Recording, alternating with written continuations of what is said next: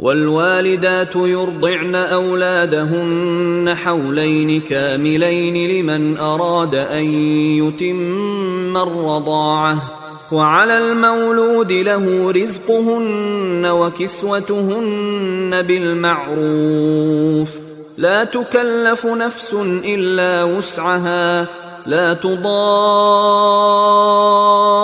والدة بولدها ولا مولود له بولده وعلى الوارث مثل ذلك فإن أرادا فصالا عن تراض منهما وتشاور فلا جناح عليهما وإن أردتم أن تسترضعوا أولادكم فلا جناح عليكم إذا سلمتم ما آتيتم بالمعروف واتقوا الله واعلموا أن الله بما تعملون بصير যে স্তন্য পানকাল পূর্ণ করিতে চাহে তাহার জন্য জননীগণ তাহাদের সন্তানদেরকে পূর্ণ 2 বৎসর স্তন্যপান করাইবে।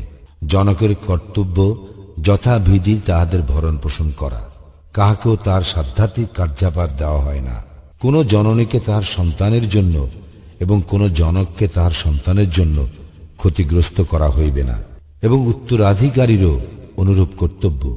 কিন্তু যদি তাহারা পরস্পরের সম্মতি ও পরামর্শক্রমে স্তন্যপান বন্ধ করিতে চায়, তবে তাহাদের কাহারও কোনো অপরাধ নাই।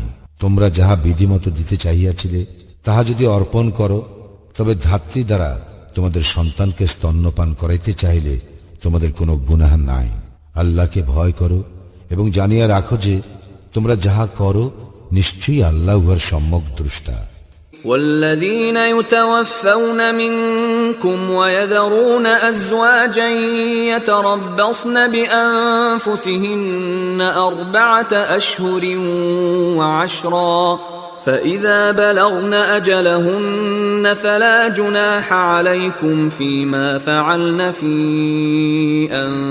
أنفسهن بالمعروف والله بما تعملون خبير তোমাদের মধ্যে যাহারা স্ত্রী রাখিয়া মৃত্যুমুখে পতিত হয় তাহাদের স্ত্রীগণ 4 মাস 10 দিন প্রতীক্ষায় থাকিবে। যখন তাহারা তাহাদের ইদ্যৎকাল পূর্ণ করিবে তখন যথাবিধি নিজেদের জন্য যাহা করিবে তাহাতে তোমাদের কোনো গুনাহ নাই। তোমরা যাহা করো আল্লাহ সে সম্বন্ধে সবিশেষ অবহিত।